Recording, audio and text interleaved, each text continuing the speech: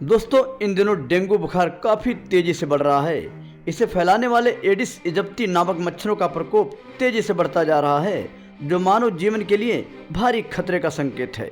खासकर कमज़ोर व्यक्तियों व बच्चों के लिए ये मच्छर साक्षात यमराज का रूप हैं। आज हम आपको इनके प्रकोप के साथ साथ बीमारी के लक्षण व बचाव के बारे में बताएंगे।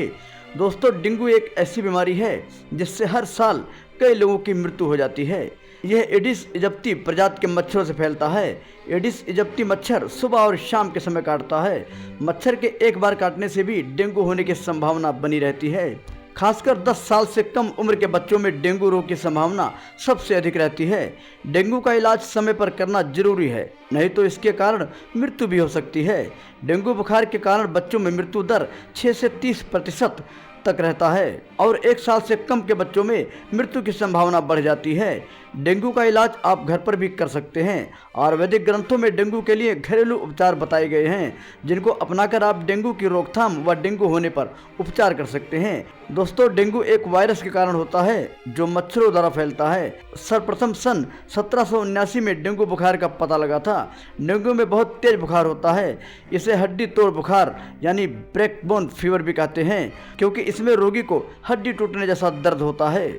यदि किसी व्यक्ति को एक बार डेंगू हो जाए तो ठीक होने के बाद शरीर में उस वायरस के लिए एक विशेष एंटीबॉडी बन जाती है, जिस कारण शरीर में उस वायरस के प्रति रोग प्रतिरोधक क्षमता बढ़ जाती है। डेंगू वायरस 4 भिन्न भिन्न प्रकारों के होते हैं। यदि किसी व्यक्ति को इनमें से किसी एक प्रकार के वायरस का संक्रमण हो जाए तो उसके पूरे जीवन में वह उस प्रकार डेंगू वायरस से सुरक्षित रहता है और बाकी 3 प्रकार से वह कुछ समय के लिए ही सुरक्षित रहता है। यदि इन तीनों तरह के वायरस में से किसी एक प्रकार के वायरस से व्यक्ति को संक्रमण हो जाए तो स्थिति गंभीर हो सकती है। आपको बता दें कि सिर्फ लक्षण देखकर ही नहीं, खून की जांच के बाद ही डेंगू बुखार का पता चलता है। NS1 यह टेस्ट डेंगू के लक्षण सामने आने पर शुरुआती 5 दिनों के अंदर किया जाना चाहिए, ताकि इसके सटीक परिणाम प्राप्त हो सकें। इसके बाद इस टेस्ट को करवाने पर गलत परिणाम भी आ सकते हैं। NS1 टेस्ट शुरुआती 5 दिनों के भीतर बीमारी का पता लगाने में सक्षम होता है, लेकिन इसके बाद इसकी प्रामाणिकता संदेहास्पद होती है। आप खून की जांच में CBC भी करवा सकते हैं, उससे भी इस बुखार के बारे में पता लगाया जा सकता है। डेंगू वायरस से संक्रमित होने के 3 से 14 दिनों के बाद ही किसी व्यक्ति के लक्षण दिखते हैं। ज़्यादातर 4 या 7 दिनों के बाद लक्षण दिखना शुरू हो जाते हैं। डेंगू वायरस के खून में फैलने के 1 घंटे में ही ज्वाइंट में दर्द शुरू हो जाता है और व्यक्ति को 104 डिग्री तक बुखार आ सकता है।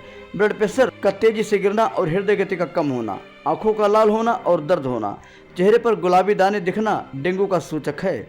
भूख न लगना, सिर दर्द, ठंड लगना, बुखार आना, इन चीज़ों के साथ डेंगू की शुरुआत होती है। ये सभी लक्षण डेंगू के पहले चरण में होते हैं। यह 4 दिन तक चल सकते हैं।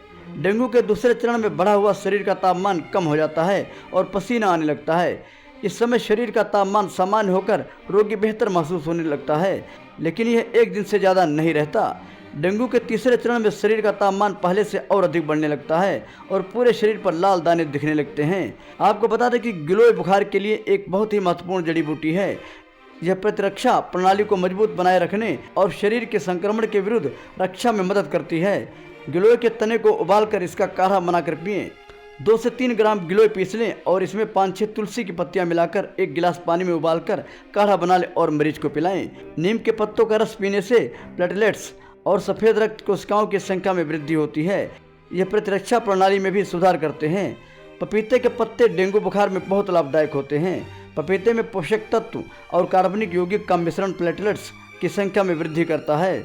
इसको पीसकर पीने से मरीज जल्दी स्वस्थ हो जाता है। खासकर गिलोय और पपीते के पत्ते को इस बीमारी की निजात के लिए रामबाण माना जाता है। तो दोस्तों, इस बीमारी से बचने के लिए आसपास पानी ना इकट्ठा होने दें, घर में साफ सफाई रखें, सोते समय मच्छरदानी का प्रयोग करें ताकि ज़्यादा से ज़्यादा आप सुरक्षित रह सकें। न्यूज़ NC 24 से NK मोर की रिपोर्ट।